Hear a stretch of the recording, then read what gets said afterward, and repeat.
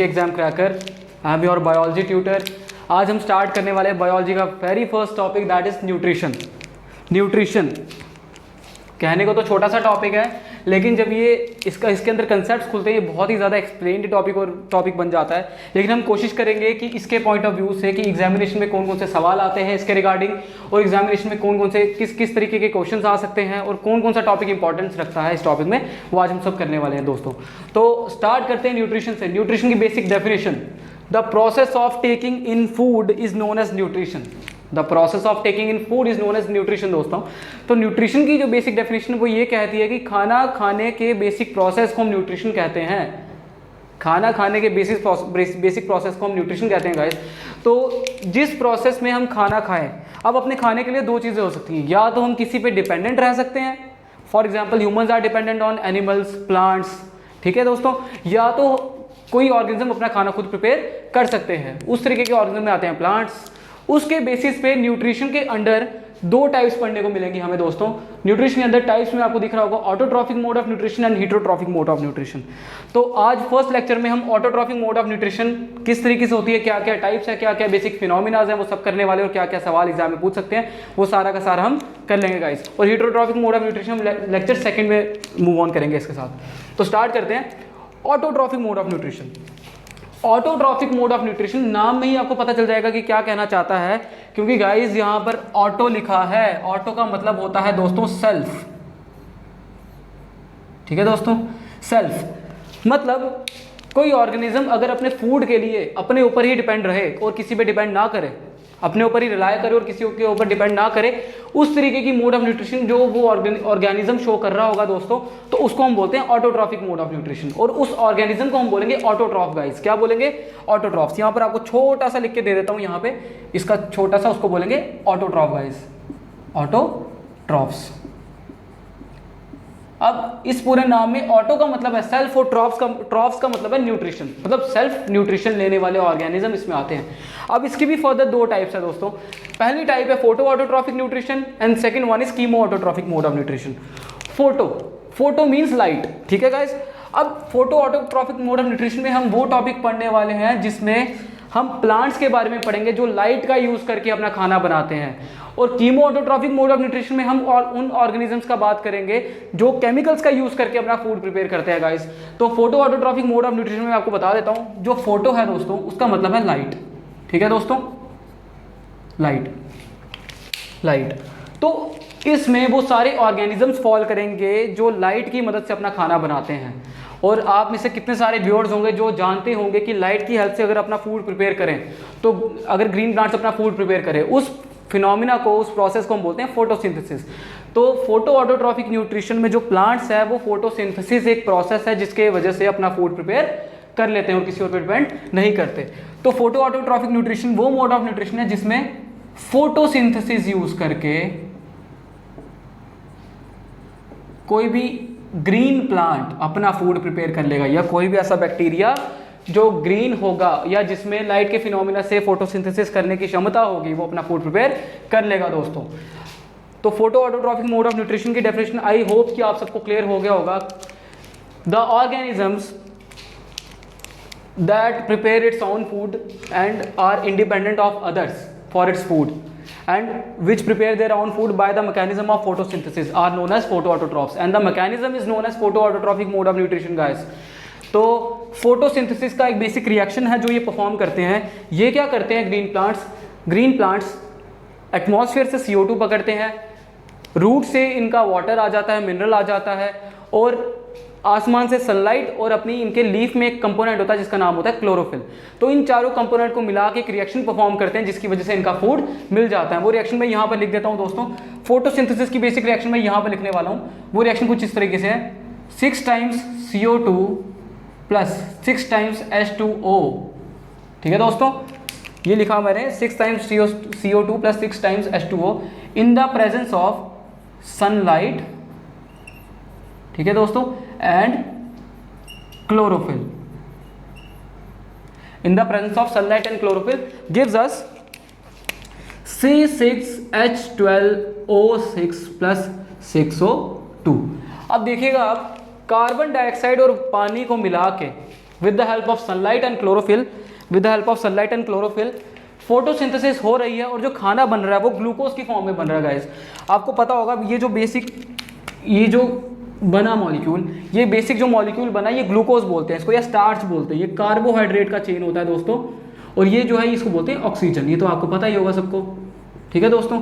अब होता कुछ इस तरीके से है कि फोटोसिंथेसिस की रिएक्शन में होता क्या है कि प्लांट जो है वो इनऑर्गेनिक मॉलिक्यूल लेता है और ऑर्गेनिक में कन्वर्ट कर लेता है। अब इसका मतलब क्या है, मैं आपको बेसिक बता देता हूँ। इसके लिए आपको ऑर्गेनिक और इनऑर्गेनिक बताना पड़ेगा दोस्तों।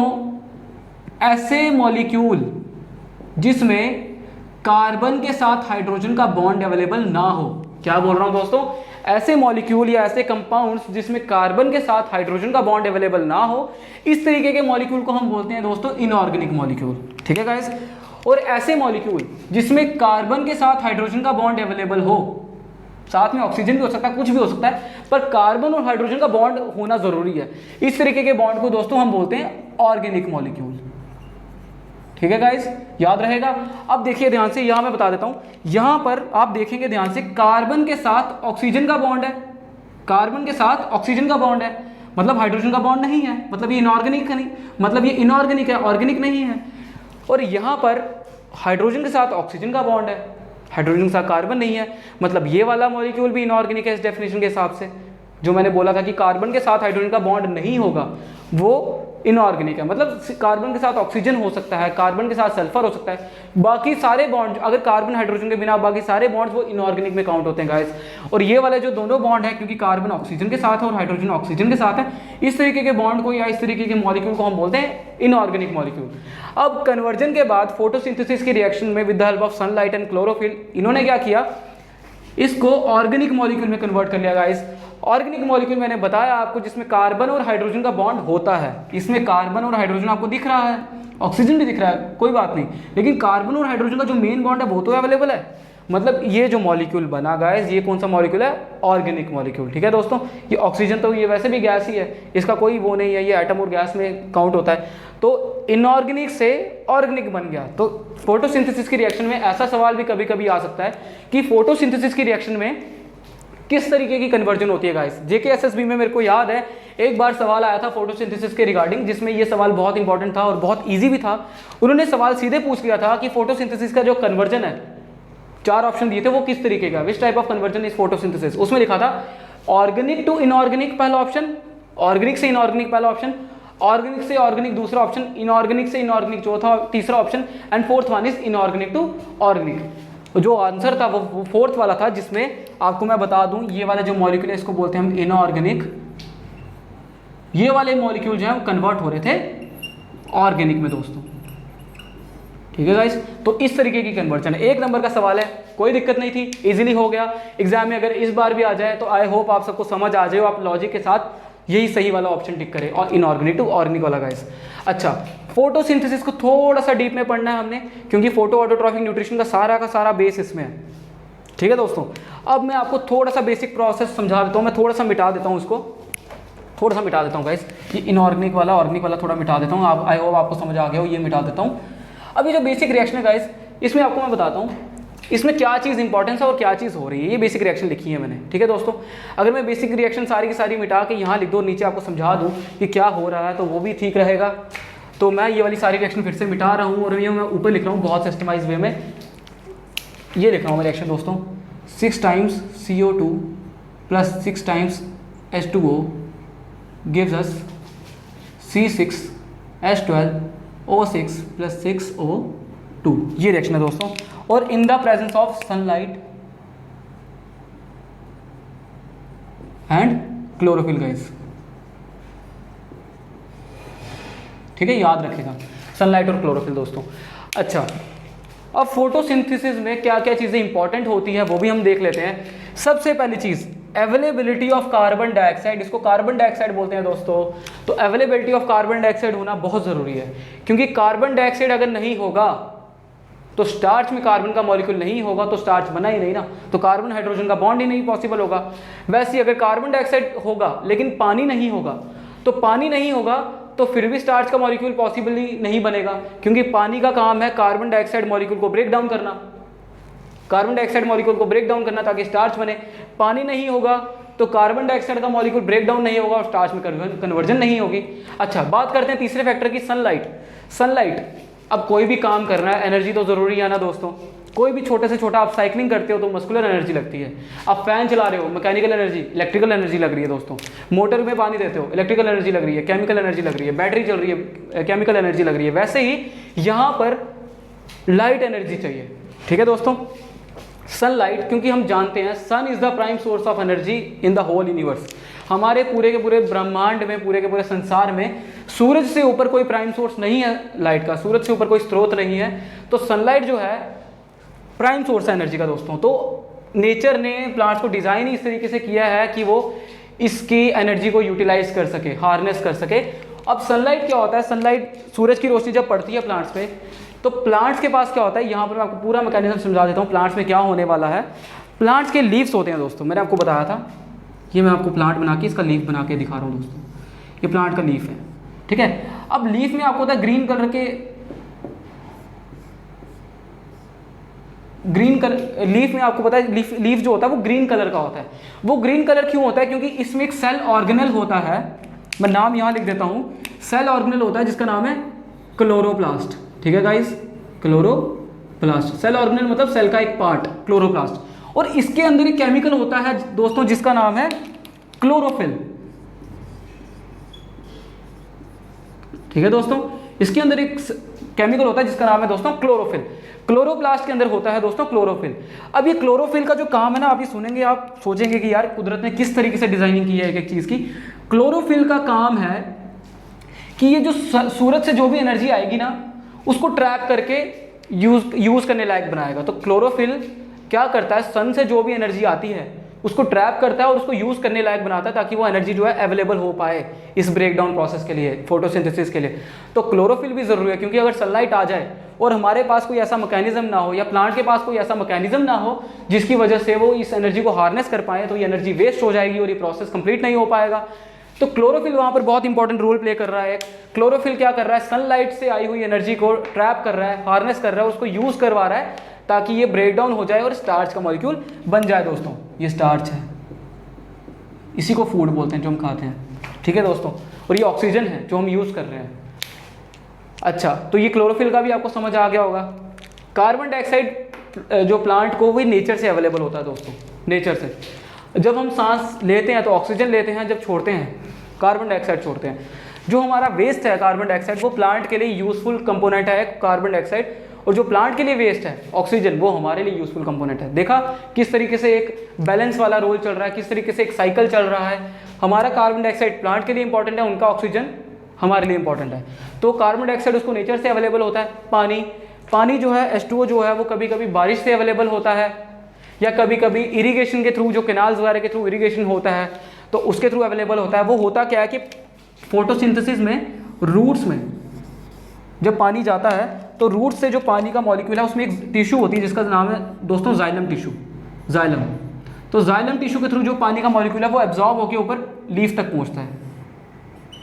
ठीक है दोस्तों, याद रखिएगा। तो जाइलम टिश्यू यहाँ पर बहुत अच्छा रोल प्ले कर रहा है पानी पहुंचाने में। फिर सनलाइट तो सूरज से अवेलेबल है, क्लोरोफिल लीव्स पे है, ग्रीन कलर का पिगमेंट। तो इस तरीके से ये रिएक्शन कंप्लीट हो जाती है फोटोसिंथेसिस की। ये आप देख लें अच्छे तरीके से, एक बार स्क्रीनशॉट भी ले लें। आई होप आपको अच्छे से समझ आ गया हो। एक बार स्क्रीनशॉट ले लें दोस्तों। चलिए इसके आगे का हम टॉपिक शुरू करते हैं। इसके ये फोटो ऑटोट्रॉफिक न्यूट्रिशन कंप्लीट हो चुका है हमारा फोटोसिंथेसिस के साथ। बस इसका एक टॉपिक पेंडिंग है जिसका नाम है फैक्टर्स अफेक्टिंग फोटोसिंथेसिस। मैं आपको एक बारी वो टॉपिक भी अच्छे से बता देता हूँ। ये मिटा देता हूँ दोस्तों। ठीक है दोस्तों, टॉपिक का नाम है फैक्टर्स अफेक्टिंग फोटोसिंथेसिस। मतलब कौन कौन से ऐसे फैक्टर्स हैं, कुदरती फैक्टर्स या ह्यूमन फैक्टर्स, जो फोटोसिंथेसिस को अफेक्ट कर रहे हैं दोस्तों। सबसे पहला फैक्टर जो काउंट होता है गाइस, वो काउंट होता है लेवल ऑफ कार्बन डाइऑक्साइड। जी सही सुना आपने, कार्बन डाइऑक्साइड जितना ज़्यादा अवेलेबल होगा नेचर में दोस्तों, जितना ज़्यादा अवेलेबल होगा। जी अभी 6 मॉलिक्यूल थे तो 1 मॉलिक्यूल स्टार्च का बना, तो ये 12 मॉलिक्यूल होंगे तो ये 2 मॉलिक्यूल बनाएगा स्टार्च के। ये 18 होंगे तो ये 3 बना देगा, ये 24 होगा तो ये 4 बना देगा। मतलब क्या कि जितना कार्बन डाइऑक्साइड का लेवल ज़्यादा होता जाएगा, यहाँ पर 6 मॉलिक्यूल थे आप देख रहे हो, एक स्टार्च के मॉलिक्यूल को बनने के लिए, यहाँ पर एक है ना C6H12O6, ये एक मॉलिक्यूल है, इसको बनने के लिए 6 मॉलिक्यूल पानी के और 6 मॉलिक्यूल कार्बन डाइऑक्साइड के चाहिए दोस्तों, ठीक है, याद रखिएगा। ये 6 मॉलिक्यूल पानी के और 6 मॉलिक्यूल इसके बन रहे हैं, तब जाके ये एक मॉलिक्यूल बन रहा है, इसके साथ एक है तो एक मॉलिक्यूल बन रहा है, और 6 मॉलिक्यूल ऑक्सीजन के भी बना रहा है। तो अगर मैं इसका लेवल डबल कर दूं, मतलब 12 कर दूं और इसको भी 12 कर दूं, तो जाहिर सी बात है 2 मॉलिक्यूल बना देगा वो स्टार्च के। मतलब क्या कि कार्बन डाइऑक्साइड और पानी को इंक्रीज करेंगे ना दोस्तों, तो स्टार्च ज़्यादा बनेगा। स्टार्च ज़्यादा बनने का मतलब है कि फोटोसिंथेसिस ज़्यादा हो रही है, मतलब कि कार्बन डाइऑक्साइड और पानी का लेवल जितना ज़्यादा मैं इंक्रीज करूंगा गाइस, जितना ज़्यादा मैं बढ़ाते जाऊंगा उतना ही ज़्यादा फोटोसिंथेसिस जो है वो बढ़ता जाएगा। ये ऊपर वाला एरो ये बता रहा है कि मैंने कार्बन डाइऑक्साइड बढ़ाया, और ये बता रहा है कि रेट ऑफ फोटोसिंथेसिस भी इंक्रीज हो रही है, इसके इंक्रीज होने से ये भी इंक्रीज हो रहा है, और पानी के इंक्रीज होने से भी फोटोसिंथेसिस इंक्रीज हो रहा है। तीसरा पॉइंट है दोस्तों, बहुत इंपॉर्टेंट पॉइंट है, टेम्परेचर। ये मैं अलग से लिख रहा हूँ, इसका रीज़न है, इसका एक ग्राफ आता है वो भी आपको मैं बता देता हूँ। साइंटिस्टों ने बहुत सारी रिसर्च की, अलग अलग टेम्परेचर्स पे देखा कि फोटोसिंथेसिस कैसे हो रहा है, तो उसके बाद उनको पता चला कि एक पर्टिकुलर टेम्परेचर पे अच्छा फोटोसिंथेसिस हो रहा है, मतलब ज़्यादा टेम्परेचर होने के बाद एक पर्टिकुलर टेम्परेचर पे अच्छा फोटोसिंथेसिस हो रहा है, फिर रेट ऑफ फोटोसिंथेसिस जो है वो डाउन चला जाता है। वो ग्राफ कुछ ऐसा है गाइस, मैं ऐसे बना के दिखा देता हूँ आपको, इस तरीके से ये बनाया, इन्होंने बताया कि जैसे जैसे ये टेम्परेचर है, और ये बताया उन्होंने कि फोटोसिंथेसिस, ठीक है दोस्तों, उन्होंने बताया कि 25 डिग्री सेल्सियस और 30 डिग्री सेल्सियस के बीच, 25 से 30 डिग्री सेल्सियस के बीच दोस्तों, मैं बड़ा लिख देता हूँ ताकि आपको पता चल जाए और आप ग्राफ भी बना पाओ। एक काम करता हूँ दोस्तों, मैं टेम्परेचर वाला जो पॉइंट है ये यहाँ पर ग्राफ बना देता हूँ बड़ा, ये डायरेक्शन में, सॉरी दोस्तों, यहाँ बना देता हूँ। टेम्परेचर थोड़ा यहाँ देखिएगा, यहाँ टेम्परेचर वाला पॉइंट मैं कंटिन्यू कर रहा हूँ क्योंकि यहाँ पर मेरे पास ज़्यादा स्पेस है, ठीक है गाइस। ये मैंने बनाया, ये लिखा मैंने फोटोसिंथेसिस, ये लिखा मैंने टेम्परेचर, ठीक है गाइस। अब टेम्परेचर, उन्होंने साइंटिस्टों ने क्या देखा कि 25 से 30 डिग्री सेल्सियस के बीच जैसे जैसे टेम्परेचर इंक्रीज कर रहे थे ना, टेम्परेचर इंक्रीज करने के साथ साथ फोटोसिंथेसिस इंक्रीज हो रहा था, पर एक टेम्परेचर जो 25 से 30 डिग्री सेल्सियस के बीच में है, उसके बाद ना रेट ऑफ फोटोसिंथेसिस गिर गया। मतलब 30 डिग्री से ज़्यादा टेम्परेचर कर दोगे तो फोटोसिंथेसिस डाउन होता गया। वो टेम्परेचर जहाँ से फोटोसिंथेसिस डिग्रेड हुआ और जहाँ तक बढ़ा मैक्सिमम टेम्परेचर, इस टेम्परेचर को दोस्तों हम बोलते हैं कॉमन लैंग्वेज में ऑप्टिमम टेम्परेचर। ये जो पॉइंट पी है, पॉइंट पी क्या बता रहा है हमारा, यहाँ लिख देता हूँ, पी पॉइंट हमारा बता रहा है ऑप्टिमम टेम्परेचर, याद रखिएगा, ठीक है गाइस। तो ये 3 पॉइंट थे जो बहुत नेसेसरी हैं फोटोसिंथेसिस के लिए, और सनलाइट जितना ज़्यादा अवेलेबल हो उतना ज़्यादा टेम्परेचर होगा, तो सनलाइट भी इस तरीके से अवेलेबल होनी चाहिए कि 25 से 30 डिग्री सेल्सियस के बीच में टेम्परेचर रहे, जिसकी वजह से फोटोसिंथेसिस ऑप्टिमम मतलब सबसे ज़्यादा हाई चले। या क्योंकि अगर 30 से ज़्यादा टेम्परेचर आप कर देंगे या 30 से ज़्यादा टेम्परेचर मिल जाएगा प्लांट्स को, तो वो ऑप्टिमम टेम्परेचर से ऊपर हो जाएगा और फोटोसिंथेसिस का लेवल स्लाइटली डाउन होने लगेगा दोस्तों। तो इस तरीके के ग्राफ से भी पूछ सकते हैं कि व्हाट इज, इस तरीके का सवाल भी जेके एसएसबी में पॉसिबल है कि ये ग्राफ दे देंगे आपको और आपको बोलेंगे what does point P symbolizes. तो सिंबलाइजेस का मतलब है कि पॉइंट पी किस पॉइंट पी जो है इसका नाम क्या है। तो इस पॉइंट पी जो है इसका नाम है ऑप्टिमम टेम्परेचर। तो वहाँ पर 4 वैल्यूज दी होंगी, optimum temperature, natural temperature, real temperature, increasing temperature, कोई भी ऑप्शन दे हो सकते हैं, आपने चूज करना ऑप्टिमम टेम्परेचर, ठीक है दोस्तों। तो इस तरीके से ये ग्राफ और ये फैक्टर्स कंप्लीट हो जाता है। यहाँ तक हमारा photo autotrophic mode of nutrition complete है। कुछ एग्जांपल्स की बात करें तो फोटोसिंथेसिस करने वाले बहुत सारे जो मैक्सिमम है वो प्लांट्स है। एग्जांपल यहाँ लिख देता हूँ दोस्तों, बहुत सारे प्लांट्स, हर ग्रीन प्लांट्स, जितने भी ग्रीन प्लांट्स है गाइस, वो सारे के सारे फोटोसिंथेसिस शो कर रहे हैं। और ग्रीन प्लांट्स के अलावा कुछ बैक्टीरियाज होते हैं, ग्रुप ऑफ बैक्टीरियाज, एक लिख देता हूँ BGA, इसका फुल नाम है ब्लू ग्रीन एल्गी। देखो नाम में है ब्लू ग्रीन एल्गी, पर नाम में ही खोट है, होता ही बैक्टीरिया है। तो ब्लू ग्रीन एल्गी जो है, क्योंकि ये इसके अंदर ग्रीन कंपोनेंट क्लोरोफिल की अवेलेबिलिटी रहती है, तो ये जो है फोटोसिंथेसिस शो कर सकता है। या एक ग्रुप है लाइकन का ग्रुप, लाइकन्स बोलते हैं उसको, वो सिम्बियोंट रिलेशनशिप होता है। सिम्बियोंट रिलेशनशिप मतलब जिसमें 2 इंडिविजुअल एक दूसरे पे डिपेंडेंट हो और दोनों पे फायदा हो, वो सिम्बियोंट रिलेशनशिप होता है एल्गी का और फंजाई का, जिसमें एल्गी जो है वो उसको फूड प्रोवाइड कर रहा होता है फंजाई को, और फंजाई जो है शेल्टर प्रोवाइड कर रहा होता है एल्गी को। तो इस तरीके से एक लाइकन का ग्रुप भी है जिसमें एल्गी की अवेलेबिलिटी होने की वजह से, लाइकन यहाँ लिख देता हूँ, आप रिसर्च करिएगा थोड़ा सा। Lichen is the symbiotic relationship of, मैं लिख देता हूँ यहाँ पे, देखिएगा ज़रूर, एल्गी एंड फंजाई, क्योंकि एल्गी है और एल्गी ग्रीन कलर का कंपोनेंट इसमें प्रेजेंट है, तो ये भी यहाँ पर फोटोसिंथेसिस शो कर सकता है गाइस। तो ये हमारा फोटो ऑटोट्रॉफिक न्यूट्रिशन कंप्लीट हो चुका है। इसमें फोटोसिंथेसिस की हेल्प से जितना भी टॉपिक क्लियर होता था, कवर होता था, वो मैं सब बता चुका हूँ। अब एक बार स्क्रीनशॉट ले लीजिए, देन मैं इसको मिटा के chemo autotrophic mode of nutrition show करूँगा गाइस। आई होप आपने स्क्रीनशॉट ले लिया हो। चलिए मूव करते हैं नेक्स्ट टॉपिक की तरफ। पहले सारा मिटा देते हैं दोस्तों। नेक्स्ट टॉपिक हमारा है chemo autotrophic mode of nutrition. ये बहुत छोटा है दोस्तों, इसको खत्म होने में ज़्यादा टाइम नहीं लगेगा, ये बहुत ही ज़्यादा छोटा है। तो chemo autotrophic mode of nutrition, जैसे फोटो का मतलब था लाइट, ठीक है ना गाइस, वैसे ही कीमो का मतलब है केमिकल। तो मतलब इसमें वो ऑर्गेनिज्म आते हैं दोस्तों जो केमिकल की मदद से अपना फूड प्रिपेयर करते हैं और किसी पे डिपेंड नहीं करते, क्योंकि तो ये ऑटोट्रॉफिक मोड ऑफ न्यूट्रिशन में रहा है ना दोस्तों, तो ये तो इंडिपेंडेंट है, किसी दूसरे पे डिपेंडेंट नहीं करता है। लेकिन फूड की प्रिपरेशन जहाँ photo autotrophic mode of nutrition में लाइट की वजह से हो रही थी, यहाँ पर केमिकल्स की वजह से प्रिपरेशन हो रहा है गाइस। तो केमिकल्स की मदद से प्रिपरेशन हो रहा है, तो इसकी कुछ रिएक्शन रहती है। यहाँ पर जो कुछ ऑर्गेनिज्म है जो इसमें आते हैं, उसकी एग्जाम्पल मैं लिख देता हूँ यहाँ पे। एग्जाम्पल ज़्यादा नहीं है, कुछ आयरन सल्फाइड बैक्टीरिया हैं जो इसमें आते हैं। आयरन सल्फाइड बैक्टीरिया, एक ग्रुप है आयरन सल्फाइड बैक्टीरिया का, जो आयरन सल्फाइड की ओर्स में रहते हैं। अच्छा, हेलो बैक्टीरियाज, हेलो बैक्टीरिया भी इसमें आते हैं गाइस। अच्छा, Archie bacteria and purple sulphide bacteria, वो भी इसमें आते हैं दोस्तों। अब इसमें ना जनरली दो तरीके से रिएक्शन होती है। एक होती है केमिकल्स का यूज, इसमें दो तरीके की रिएक्शन होती है और दोनों की रिएक्शन का जो स्टार्ट है वो केमिकल से होता है। फॉर एग्जांपल, एक रिएक्शन जो स्टार्ट होती है वो अमोनिया से होती है और दूसरी रिएक्शन जो स्टार्ट होती है वो हाइड्रोजन सल्फाइड से होती है। मैं दोनों रिएक्शन आपको एक्सप्लेन करके बता दूंगा। आयरन सल्फाइड बैक्टीरिया रहते कहाँ हैं? आयरन सल्फाइड में। आयरन सल्फाइड, जहाँ उनको आयरन सल्फाइड Fe2S मिल जाएगा, वहाँ वो बैक्टीरियाज अवेलेबल होंगे। हेलो बैक्टीरिया, हेलो बैक्टीरिया में हेलो एस का मतलब ये नहीं कि आपको हेलो बोल के निकल जाएंगे आपके पास। हेलो बैक्टीरिया वो बैक्टीरिया का ग्रुप है जो सॉल्ट में रहता है, क्योंकि हेलो का मतलब होता है सॉल्ट। याद रखिएगा, हेलो का मतलब क्या होता है दोस्तों? सॉल्ट। ठीक है दोस्तों। Purple sulphide bacteria, purple sulphide bacteria वो बैक्टीरिया है जो सल्फाइड की ओर्स में, जो नेचुरली अवेलेबल होती है अर्थ में, वहाँ पर रहते हैं और वहाँ पर एग्जिस्ट करते हैं, क्योंकि यहाँ पर उनको वैसी कंडीशंस मिल जाती हैं इनकी सर्वाइवल के लिए।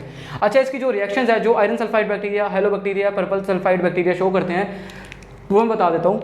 इसमें से दो तरीके की रिएक्शन ये शो करते हैं। सबसे पहली रिएक्शन में ये हाइड्रोजन सल्फाइड का यूज़ करते हैं। ठीक है गाइस, हाइड्रोजन सल्फाइड में रहते हैं, तो हाइड्रोजन सल्फाइड वाले जो भी बैक्टीरिया वो हाइड्रोजन सल्फाइड का यूज़ करेंगे और इसको ऑक्सीडाइज करते हैं। ऑक्सीजन का एडिशन होना मतलब ऑक्सीडाइज करते हैं और प्रिपरेट करते हैं इससे पानी। ठीक है दोस्तों, पानी साथ में ऑक्सीजन, सॉरी पानी साथ में सल्फर के एटम। ठीक है दोस्तों, साथ में सल्फर के एटम, साथ में एनर्जी। ठीक है दोस्तों, तो इस तरीके से इसकी प्रिपरेशन रहती है। ये ई लिखा है दोस्तों, ये इस तरीके से लग रहा होगा आपको, एनर्जी। तो ये रिएक्शन जिसमें हाइड्रोजन सल्फाइड को उन्होंने ऑक्सीजन की प्रेजेंस में ऑक्सीडाइज किया और बनाया पानी, सल्फर के एटम्स और एनर्जी, और यही एनर्जी है जो वो यूटिलाइज करते हैं अपना फूड बनाने के लिए। अच्छा, सेकंड रिएक्शन, फर्स्ट रिएक्शन मैंने यहाँ पर लिख दी थी। फर्स्ट रिएक्शन इस तरीके से रहती है एंड सेकंड रिएक्शन मैं यहाँ लिख देता हूँ। सेकंड रिएक्शन किस तरीके से रहती है वो यहाँ लिख देता हूँ दोस्तों। सेकंड रिएक्शन भी कुछ ऐसी ही है, थोड़ा सा इसको डिफ्रेंशिएट कर देता हूँ ताकि पता लग जाए कि ये डिफरेंट है।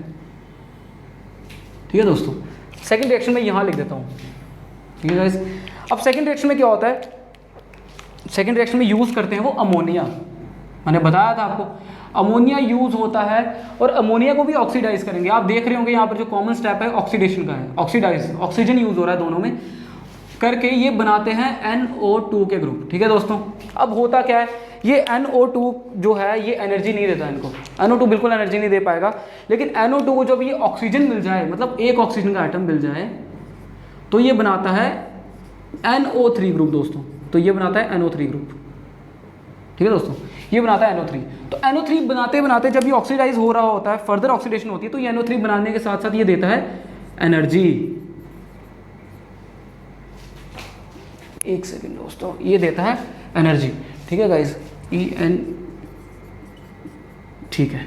तो इस तरीके से ये कीमो ऑटोट्रॉफिक न्यूट्रिशन की रिएक्शंस होती हैं। सबसे पहली रिएक्शन में हाइड्रोजन सल्फाइड वाले जो बैक्टीरियाज हैं वो ऑक्सीजन के साथ ऑक्सीडाइज होकर पानी, सल्फर एटम और एनर्जी देते हैं। दूसरे केस में अमोनिया ऑक्सीडाइज होकर NO2 देता है। ये फर्दर ऑक्सीडाइज होकर NO3 देता है, जिसको जो NO3 बनाने के साथ साथ एनर्जी भी बनाता है। अब याद रखना NO2 is nitrogen dioxide and NO3 is nitrogen trioxide. ठीक है दोस्तों, अब ये याद रखिएगा। इस तरीके से कीमो ऑटोट्रॉफिक न्यूट्रिशन की जो भी रिएक्शंस हैं होती हैं।